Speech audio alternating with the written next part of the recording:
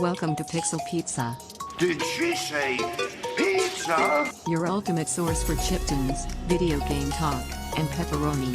Delivered to you from Los Angeles and into the digital cyberspace of the 2020s. Pizza power! That's right, when super giant pizza. I want a large, thick crust with double cheese, ham, pepperoni.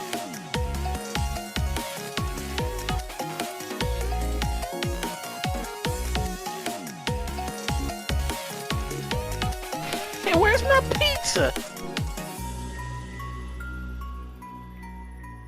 Pizza time. When it's over, you feel just as scared as you did at 17.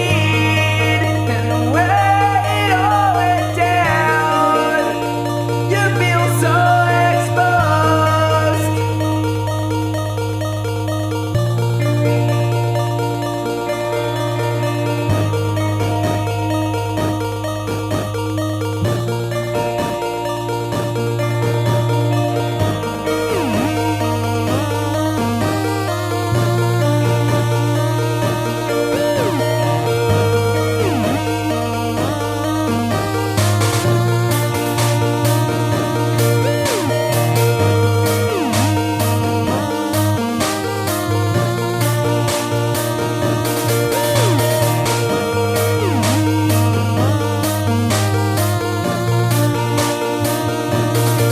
The stars on the ceiling, as faintly as you do, coming unglued and sick of the forest. The stars on the ceiling, as faintly as you do, coming unglued and sick to the forest. Walking home at midnight, New Year's Eve, you're the only one I saw it. And you're so afraid of streetlights, you feel so exposed.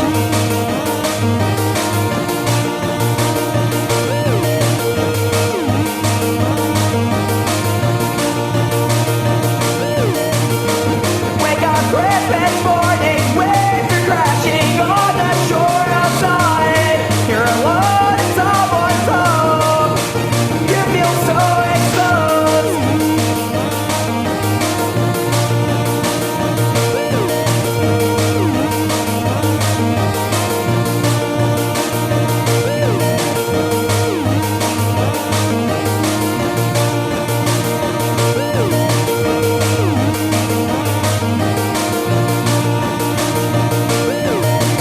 The months go by and you still believe that you don't have to do this all on your own. And you won't appreciate what that means or what that'll do to you. So you clutch the fingers of your left hand with your right hand again. So tired, can't stop shaking.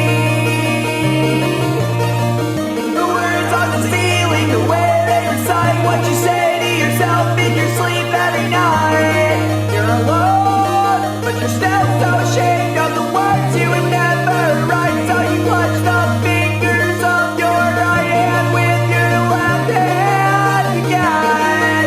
So tired, you can't stop shaking.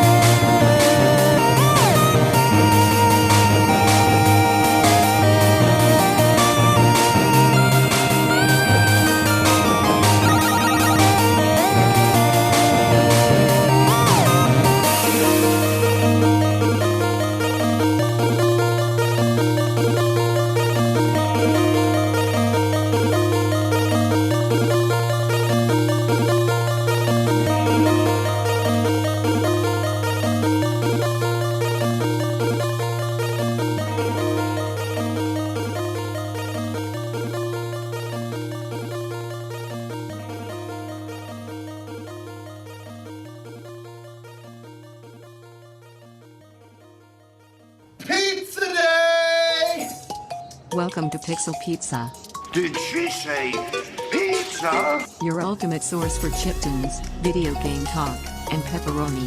Delivered to you from Los Angeles and into the digital cyberspace of the 2020s.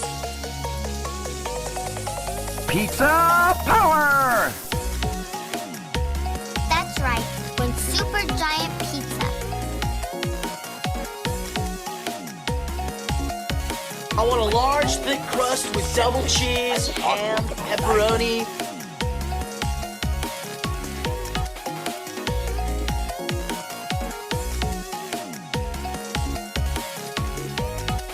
Hey, where's my pizza?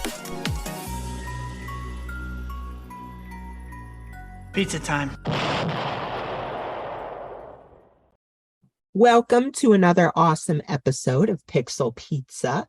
You just heard us kick off with our first track from the emo chiptune artist hybrid, Exciting Excellent, and the track was called Disappearing. So hope you enjoyed that, and now we are kicking off our interview section of the podcast where we speak with some exciting people in the video game industry from all parts of the industry, all different kinds of roles. If this is your first podcast, I am explaining this to you. But anyway, this time we have two guests for the price of one from an up-and-coming studio, and they recently put out their landmark game, The Tale of Bistun, and we have here from Black Cube Games, the gameplay and tools programmer, Hosein Akbari, and the narrative designer, Ehsan Tahmoures. How are you guys doing? I'll go first, Ehsan. I'm Hossein. I'm happy to be here with you. I'm doing great, thanks. Thank you very much. Yeah, my name is Ehsan Tahmoures, as you said, and really excited to be here. Great. So I like to start off the show by asking the question, how did each of you, at what point in your lives did each of you know you wanted to work in video games? Ehsan, do you want to go first? Okay,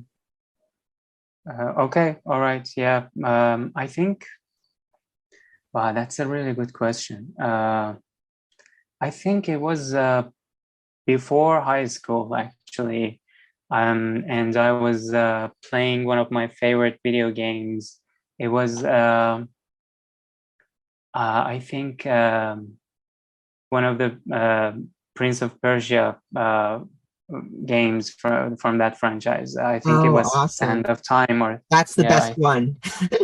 Yeah, and I was like, wow, that can we do that? Can we make video games like that? And I really wanted to do something about it and be a part of it somehow, be a part of that world. And I remember one of my teachers in school decided to prepare a sort of a yearbook or something, and ask everyone to about their ultimate dream jobs. What do you want to do when you grow up? And everyone put one ultimate dream job, and I was the only one that put two different jobs. One of them was I wanted to be a programmer, and I wanted to be a writer. And back then I didn't know there was such jobs like game design or narrative design, and deep down I just wanted to make video games. And I think that was the first time I knew I wanted to be in games. Yeah, That's awesome. Yeah, it's I love when art and technology, those different sides of it, are able to intersect. So it's cool you were able to marry those in your career. What about you, Hosein? Well, maybe like many other game developers, I grew up playing games a lot with my brother, and so I remember we one of our uncles gifted us a PS1, and then the PS2, and then later on Xbox, and we played a lot together on our PC and our consoles, and we were always um, like gaming, you know, in the gaming like sphere. So when I grew up and I started learning how to work with a computer, and then I went to university studying computer science, and I learned to code. I tried a few fields in the computer industry, and I remember I worked as I think a network engineer. I did some web development. I tried a few things, but my brother was working as a game developer before me, with um, an awesome, like, talented team called Black Cube Games at that time. And I joined as an intern just to try it out and see how it is. And it was really fun. And we worked a little together, and I was still trying out a few things. And then one day we were talking with one of our friends who was also a programmer, but in another field.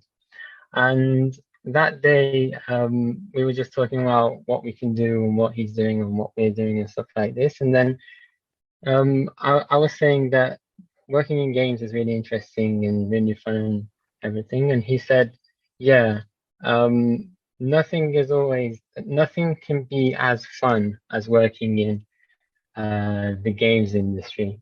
And at that time, just that one sentence, that just clicked for me. It was like, yeah, this is really fun. This is the only job that I had that was really fun for me. The rest were just jobs that I liked doing, but this one was the one that's really fun.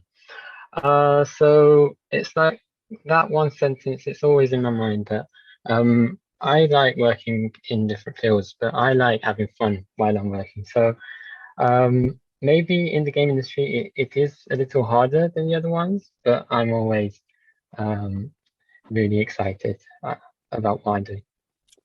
That's great. That's super important. That's anytime, you have passion and you're able to have fun with what you do. That's really great. That's what it's all about. Ehsan, how did you come to join Black Cube? Well, I was friend with the most of the team back in my hometown. We were all studying game design, programming, and yeah, I think that was when I have the opportunity to join a great team. I think it was the School of Game Design. Yeah. Oh, cool. Do you have any memorable projects that you worked on while you were in school? I don't know. I think they were all really small projects. Something casual, something very short. I think one of them was a game based on one of the really exciting animations. I don't remember the name. Oh, it was Wreck-It Ralph. Have you seen Wreck-It Ralph? Yeah, sure. Yeah. One of the scene in the Wreck-It Ralph, Ralph and his friend is trying to make a new car. Do you remember that scene? Yeah. That was a mini game to mix up different candies and something like that. Yeah. I think I remember we made a really small project based on that scene, that specific scene. and it was all about you know, eating candy and something like that. That was one that I always have in mind. Yeah.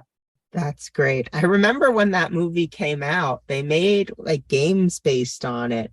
And I was excited because I thought the concept of the movie would like lend itself so well to a video game. You had all these different worlds, you had all these different objectives, but it just turned out to be really basic, low budget platformer kind of game. And that was a big one. Exactly. But your idea sounds way better. So at what point into the studio's lifespan did you guys join up with it? Hossein, do you want to answer that? Yeah. Okay. I think when I joined, the studio had worked on a few projects together. But when I joined, there was only one programmer at that time, and we were three programming interns, me and two others. And so at that time, the team was working on expanding on the programming team, and each of us picked one small project to work on as our like learning process as we complete our learning process in the team. I think it was about 2 years after the team was formed, which I joined. Oh, cool. What was your small project then? Well, there's this funny game which Iranian children play in school, which is called it's called Setupe, which means three it means three paper balls. And what you have to do with these balls is that you have to take a piece of paper, and then you scramble it into three small balls, and then on the table, like you're in school with your friends, so there's a lot of tables. On the tables, you throw these three balls, and then they like form a triangle together, and then you have to throw each ball through the other two to move forward towards the gate or something. The net. Yeah. The net. Yeah. Yeah. So this is a small game that like children play. So my first project was to make this game so you can play it on mobile. And the fun challenge for me was that making it a co-op game was kind of easy because you just had to put some balls into Unity and then just do a simple flick for them, and then everything would just work. And then you could just, to make it co-op on one mobile phone, you just had to like put them in turns, just move the camera from this side to another. But then the fun challenge for me was to add an AI to it. So I did so, and it was really fun for me to do. Yeah, that was my first project. That sounds awesome. And so it really impressed the team, and that's how you got in? Yeah, exactly. Great. Something that I thought was really cool that I saw when I was like researching stuff about you guys, Hossein, is that you've come up with like a bunch of different tools that have helped the artists and the designers. Is there any like really memorable ones that have helped the team out of a pinch? Yeah, one tool I made for I really like making tools for designers and artists, and that's something I really like. If I have time, I just go into one of the tools I have and just expand it in some way. And one thing was at one time I was really interested in procedural generation. And I started reading about it, and I read a few books and some articles and stuff. And I learned how to just put some random stuff in a level in like a good way, which which if you see it would just be like, this isn't computer generated, this is like handmade, but it was really computer generated. So when I learned that, I did like a simple tool for our artists to just make a complete environment with like trees and rocks and different stuff they want to put into the level, just like to just go through the level with one brush and just take the brush and just go around the level, and all the trees and the rocks and like the flowers and everything would scatter around everywhere in a good way.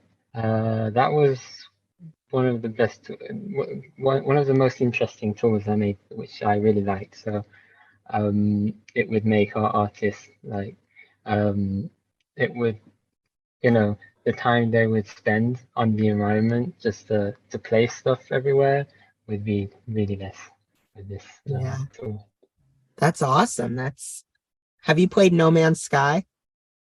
Yes, I have. It's so great. I love It's like so good, yeah. the worlds in that game feel so organic, even though it is all procedural generation. You'd never know if you're just looking at it that was a computer putting it all together. Exactly. I was really excited when I saw that game. I was like, yeah, I worked on this concept. That's awesome. So, let's see. So you guys are like, the team right now is about 12 people, right? Yeah. So how do you guys kind of operate? Because that's an interesting size. Like, what's the team dynamic like? Well, I'm not really an expertise of managing a team. Maybe I'm not the best person to ask that question. Most of the time I'm working from home remotely, and doing my stuff, writing stories and writing content and designing. I'm not really, since COVID happened, I've started working from home, and I'm still doing it right now. And maybe, I don't know. Yeah, well, if I want to help, it's that the reason that I think you couldn't answer this question is that there's not like a management in our team which someone is managing everyone, or some people are telling the others what to do. It's more like each person has their own responsibility, and then each person is managing their own parts, really. So, for instance, if I'm a programmer on the team and I am working on tools and I'm working on some gameplay stuff, I'm working on UI and stuff, I'm the person who's going to generate the tasks for these fields. And then if anyone has any feedback on this stuff, they're just going to tell me, and I'm like, yeah, this is something that I can add to this project, or I'm not going to have the time to do this at the moment, and I'll just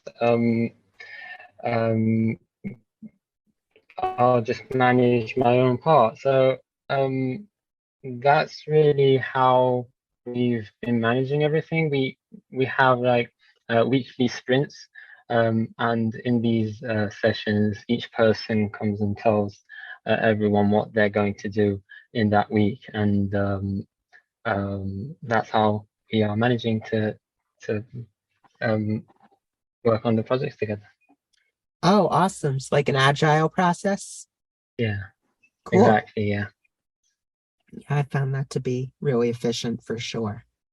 So, Ehsan, maybe this is a question that is more fitting for you, since you said the last one wasn't really.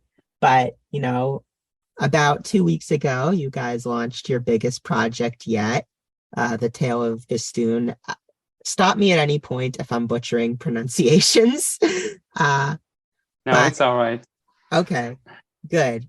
So, for audiences who may not know, the game is an adaptation of the Persian myth, Khosrow and Shirin.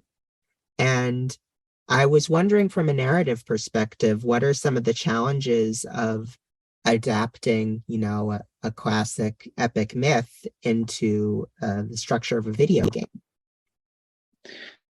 Well, there were lots of challenges. I can count 3 for now. The first challenge was for me to write a story, that is engaging enough and new for players who already have a basic understanding of the original poems, and by that I mean mostly the Persian-speaking players. And for that, I tried to keep the key parts of the original story and create an entirely new universe. So there is some unique things that Persian-speaking players doesn't know about. The second challenge was to write something familiar enough to also attract non-Persian speaking players. And for that, I took refuge in mythology. And, it's okay that you might not know anything about Persian myths and mythologies, but that is not really necessary, right? Because deep down, there are so many similarities between the mythologies of every culture. Oh, yeah. And the differences between them make you want to know more and make you curious to know more and explore more. And that's the second challenge. And the last one was for me to write the narrations and all the text in English, because English is not my first language, and I had a lot of challenge for that. And so you might have noticed so far that my English is not perfect enough to It's great. Don't be hard on yourself. Thank you very much. So yeah, for that I really want to thank my great colleague Tom Kilali. He really helped me rewrite everything and really elevated the quality of all the content and made everything suitable for native English players too. I think that was really hard at the beginning. Yeah, I can imagine. So you wrote it in English first? Yes and no. I wrote the synopsis, the treatments in Persian to communicate better with the rest of the team, because most of the team have Persian background. But the narrations and all the text in the game, yes, I wrote them from the very beginning in English. Oh, wow. Yeah, that must have been a real challenge. And then I know from the website, it said this is your first game published internationally. So I wonder what the process, I don't know if you outsourced it or whatever for other languages. Adapting that must have been tough too. Yeah, you can play the Tale of Bistun in, I guess, 11 or 12 languages, right, Hosein? Wow. Yeah, I don't know the exact number, but something around. That's pretty incredible. Have you we heard did outsource it. Sorry. We outsourced it to a localization team, and they did a really good job. That's awesome. Have you heard lots of different reactions from people in different parts of the world? Hosein, do you wanna? Sure. Sorry. Yes, the cool thing about this game is we had a lot of good feedback from non-Persian speaking people. The main challenge for this game, as Ehsan mentioned, is that this story is new for many people. And we were really concerned that people who didn't know the original story might not relate to it, or might not even understand some parts of it. But the feedback and the reviews we did get was really good. And the most interesting part for most players was the story, which is a really good win for us. Yeah, that's great. I'm sure that must have been really satisfying for you too, Hassan, to know the story resonated with people. Yes, of course. Yeah. So that's great to hear. I love how games can be used as an educational tool, not even necessarily as like specifically teaching stuff, but just, getting you to engage with different cultures and different customs and different things you wouldn't otherwise know, but because it's a game, you really get to experience it firsthand. Exactly. Yeah. I think that's so cool. So anyway, at this point in the show, we should probably get into our musical break, and then we'll be back with more talk. So we're going to be listening to the song Ice Key by Exciting Excellent once again. So enjoy that, listeners, and we'll be back shortly. And when the smoke comes back, I'll open all my windows. I won't sleep through one more summer. I won't feel like this forever. When the stars come back, I'll breathe in. I'll get all my friends together. I'll make pictures on the paper bags and burn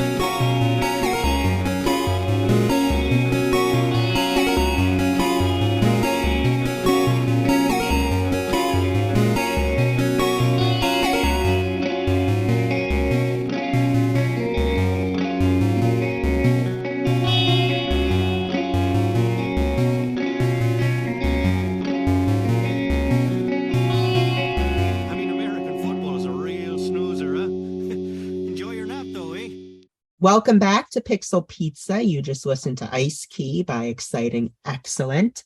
And now we are back with Hosein and Ehsan, and we are talking more about the Tale of Bistun and, you know, what's going on with Black Cube Games. I know that the game has also, what's really cool, gotten a big push from ID at Xbox. I think that was how I learned about the game, from seeing it at a few of their showcases. How did you sort of establish a relationship with them? Well, it was, I think, the beginning of COVID when everything went online, and it was one of the events that we participated in, just to see if we can like connect with anyone. And Microsoft was part of the event. I can't recall what event it was, but we had a meeting with them, and I pitched the game to them, and they were like, we would keep it in mind and see what it is and stuff like this. And a few months afterwards, they came back to us and they said that we are interested in the Tale of Bistun as part of our diversity program. So yeah, we got part of Idea Xbox, and the cool thing about it, as you said, is they gave us a push, and they helped they gave us some visibility on the Xbox store and their socials and stuff like this, and that was a big help. That was really cool. Yeah, definitely.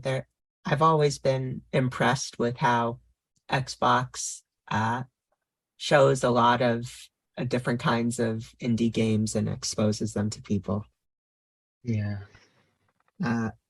And as far as your publisher, how did you connect with them? Was it sort of a relationship the studio already had, or did they express interest in the game specifically? No, we didn't know them from before. The thing is about something new, like a story from the Middle East. It's kind of hard for people to accept sort of like this kind of project, because they don't know about the market. They aren't sure that the players will like to play this kind of game or not. So finding a publisher for this kind of game is a little hard, but I think it was at a Game Connection event. We had a meeting with our publisher IMGN Pro, and they were really interested. And the cool thing was that they were interested in the diverse story, and that's exactly what we were promoting for the game. So they trusted us and they helped us a lot, and here we are. That's great. That's cool that you found someone who was willing to back you. You said it was hard, but out of curiosity, like how long would you say it took to find a publisher? How long?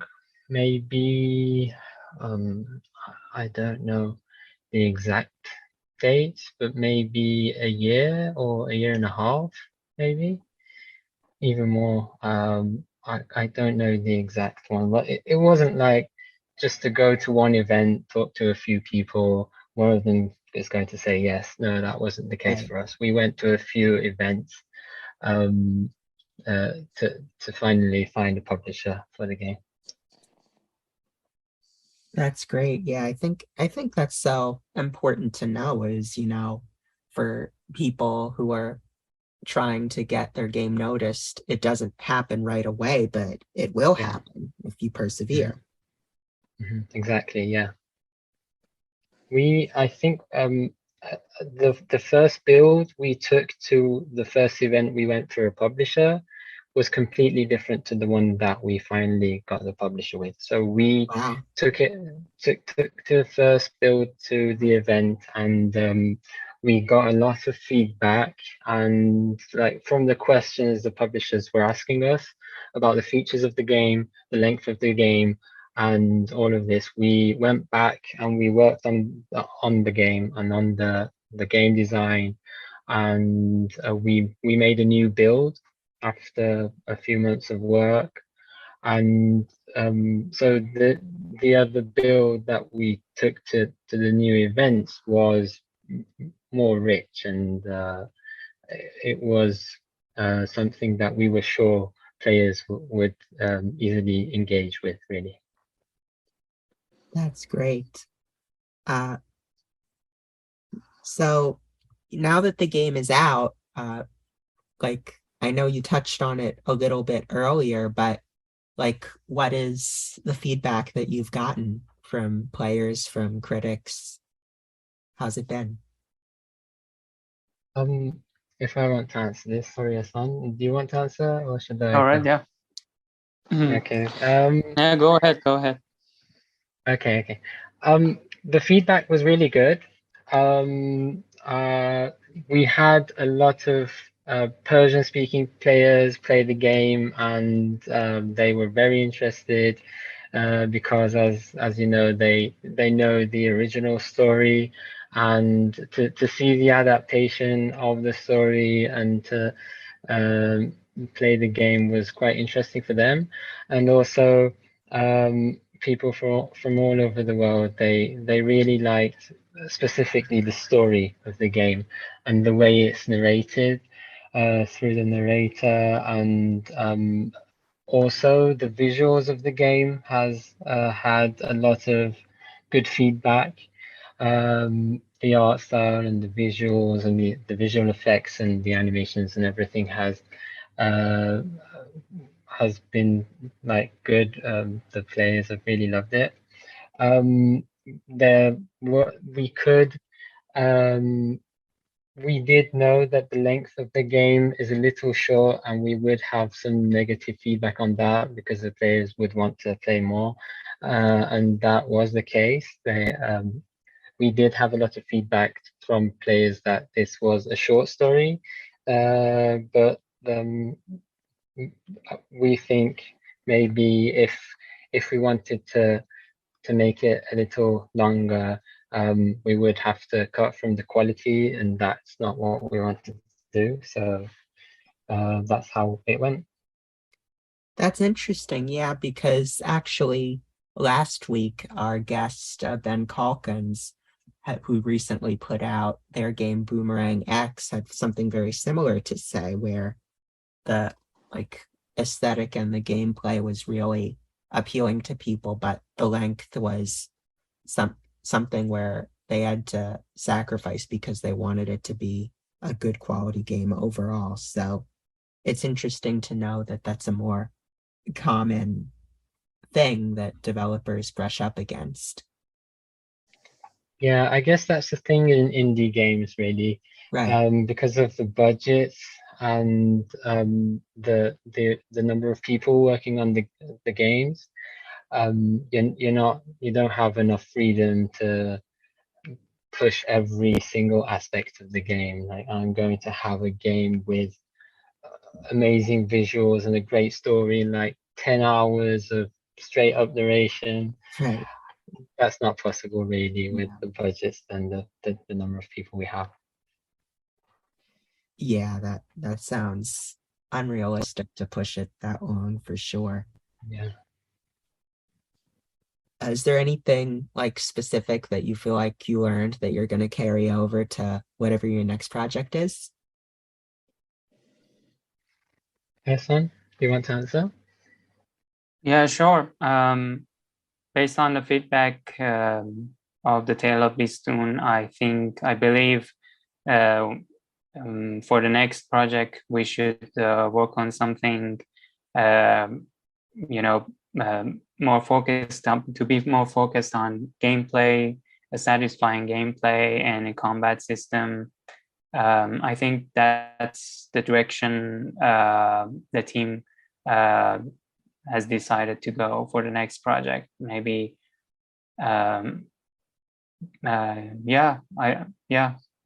And I mean, I imagine maybe that's an interesting challenge for you to, if the narrative isn't necessarily the focus, but to still, introduce it in a like a subtle way. That would be Of course, yeah, exactly.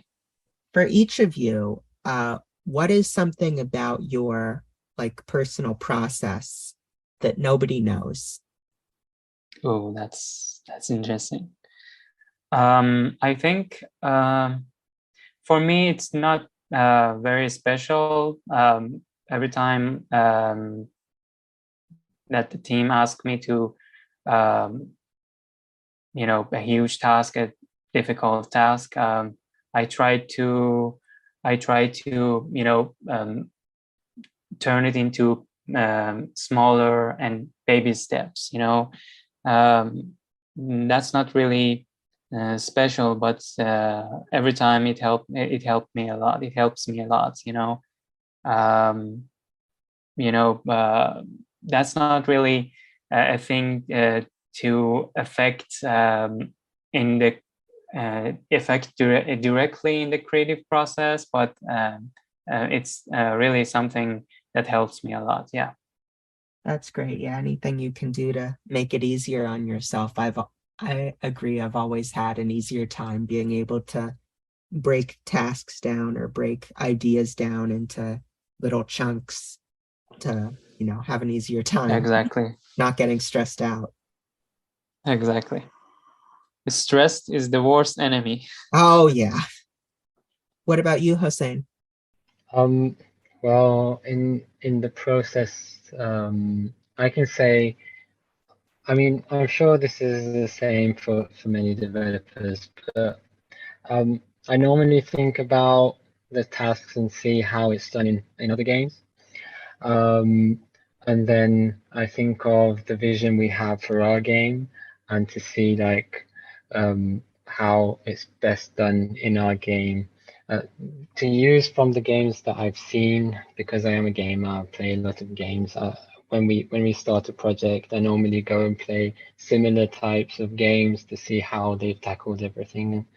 When I want to work on a task, I think of how everyone's done it, and then I change it to the way we need it to be done, really. So as much as I can, I cut from the extra parts of it to find the core, really.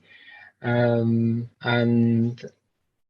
an interesting thing I normally think about is the games I've played in my childhood, because those games normally, the things that you remember from those games that you've played back when you've been a small child, the things that you remember are the core concepts of those games, and you don't normally remember all the details. So I think about those core concepts, and I try to bring it into our own projects. I did the UX design for the Tale of Bistun, and well, we had an original UI, just like a placeholder UI, and then some like completed UI and stuff like this. But then when we wanted to work on the final build and to make the actual game, I was thinking that how much of this can I cut, and I'm sure it wouldn't affect the game still. And there was a lot of things that I could cut from the UI, and it wouldn't really change anything. So I stuck with the core, and that's how I think it went well. That's great. Were there any games that you had played that you felt like had really great UX or UI? Yeah. If I want to give you any examples of good UX, well, I really liked the Tomb Raider series because you didn't see anything in the UI when you were playing, when you were like exploring the environment. Right. The UI only presented itself when you did a specific action and you needed to see a UI. For instance, when you needed to reload your gun, you would see how much ammo you have, or maybe in combat only. But when you weren't in combat, you wouldn't see your ammo because you didn't need to see it. Or when you were collecting some items, when you collected them, you would see how many of the item you've collected and how many is left. But when you weren't collecting anything and when you were just doing like the platforming, you wouldn't see anything in the UI. You could just see the environment and just like see the environment and have fun with it, really. Yeah, you're right. That's definitely something that's memorable about those games is how immersive they were. And it felt like, you know, all of the screen was really being used for you to see everything. Yeah, exactly. What are your hopes moving forward for like the next year for the studio and for your careers? Our hopes are that we sell the Tale of Bistun really well because well, actually what we want is for um for more visibility for the Tale of Bistun, for more players to really play the game. I think that's our main goal for the Tale of Bistun, which has been released right now. We want players to have the experience which we've created. Even if players ask themselves, what world is this? What mythology is this related to? And even if they just have this one question to move forward with, I think that's enough for us. That's for the Tale of Bistun. And for our team, I would say I hope we can work on our next project in the most optimized way and to take what we've learned from the Tale of Bistun and use them really well so that we don't make the same mistakes and we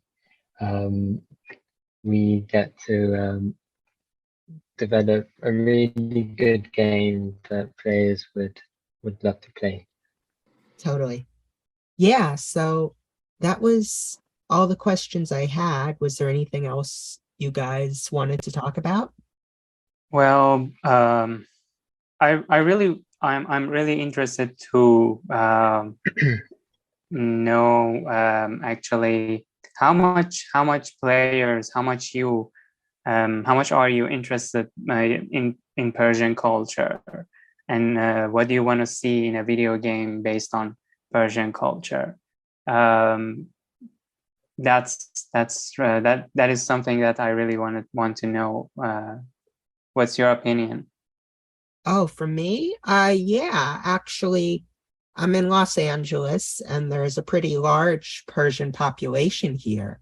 And so oftentimes I'll see a lot of restaurants and stores, and I am more interested in understanding the culture. And so I think, yeah, a game like that, a game that, you know, expresses the culture in a cool way really appeals to me. Okay. Have you ever played one of the Prince of Persia video games? Yeah. When I was young, my dad got me The Sands of Time as a holiday gift, and I really loved that game. I'm not so sure about the remake. It sounds like they're having some trouble with that, but that original game was really special. It was really beautiful and fun, and I have a lot of good memories of it. So from 1 to 10, how much are you excited to see the next Prince of Persia? You mean like the remake, or if they were to do like a brand new game with a new story? I guess maybe something brand new. I would say like in 8 or 9, yeah. That's good, interesting. Okay. Hossein, do you have any questions? Well, I would like to add something really. I'm really happy that we accomplished this goal that we set for ourselves to take something from the Persian culture and make a game from it. Because right before we started the Tale of Bistun, we were working on a ninja game, and to make that game, yeah, it was a really fast-paced ninja game, and it was quite a cool game. But to be able to, I think for Ehsan to write the story, he had to do a lot of research on the Japanese culture and Japanese stories, and we all did some research on Japanese culture, and it was really interesting. But at that time, we were thinking, why, as people with Persian backgrounds, why aren't we working on our own culture? There aren't many games out there that are telling the stories that we all know. Why aren't we doing something like this? And that's, I think, the main reason that we did start this game. And I'm really happy that we managed to complete the game and release it to the world to experience. I'm really hoping that we get the chance to play more games from more diverse parts of the world that we haven't heard of before.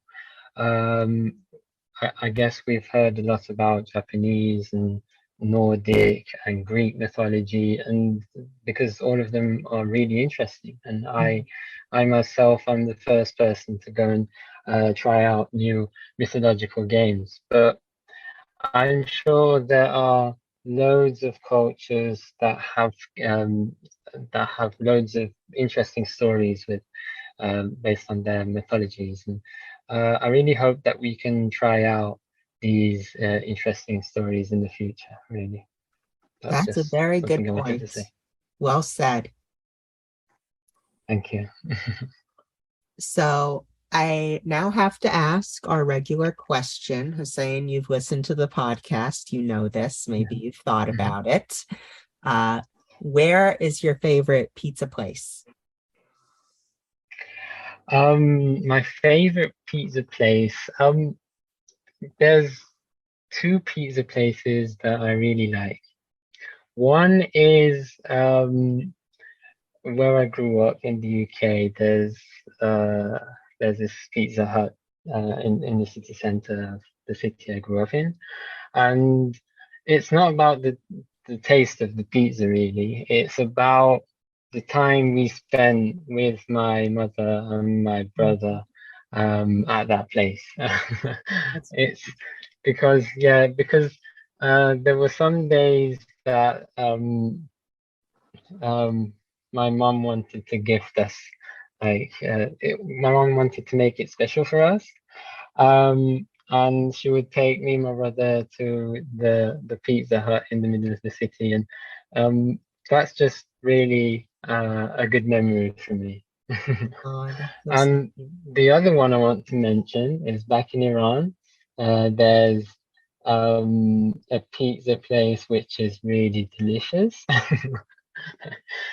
And it's called Mayhosh in Tehran. And I just want to mention that one because it's really good.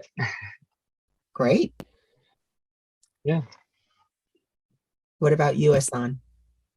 I guess I'm not really a pizza person, but but since COVID happened, I tried to learn making pizza at home. I prefer homemade pizza. Yeah. Good. That's the first time we've had that answer. Homemade pizza. I like that.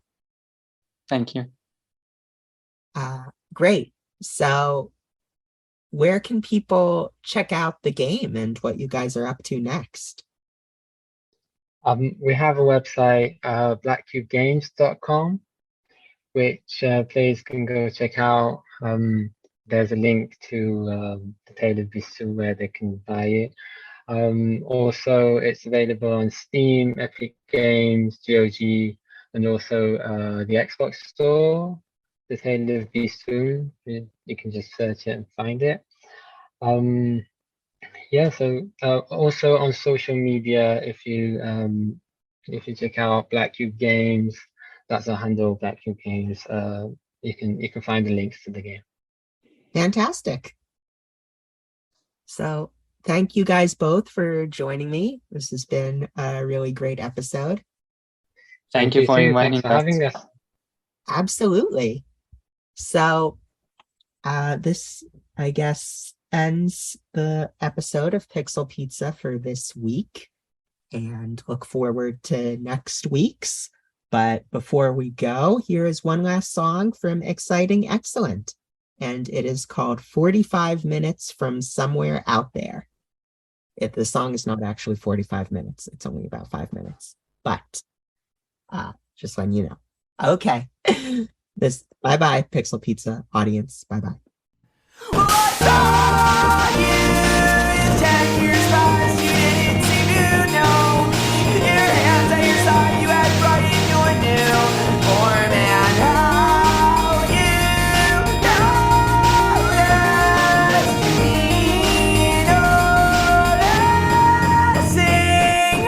They pulled the guys like rods in the hands of boyhood, boyhood. They pulled the guys like rods in the hands of boyhood, boyhood. They pulled the guys like rods in the hands of boyhood, boyhood. You want me stay here with me, my God. Now I'm broken down boxes. You're climbing up the stairs. I watched this way up, way up. Scared me happening again. I swear I knew my best friend.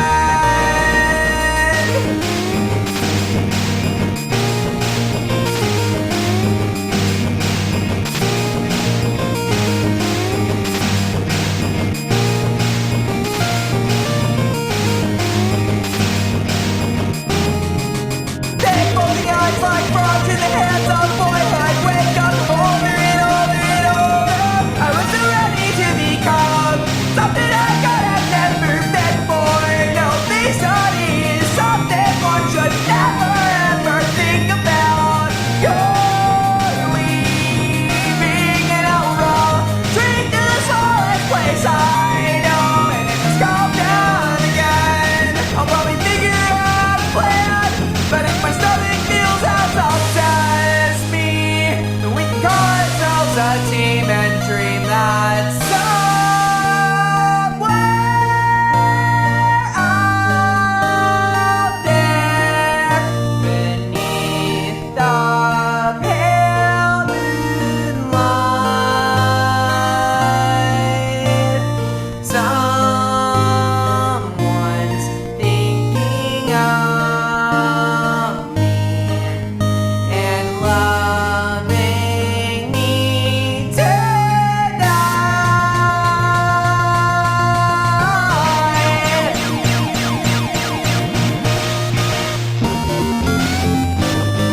I wasn't born rejected, so I doubt I will die in the hands of another. But when I think it and muted, I'm reminded that I'm just that kid younger brother.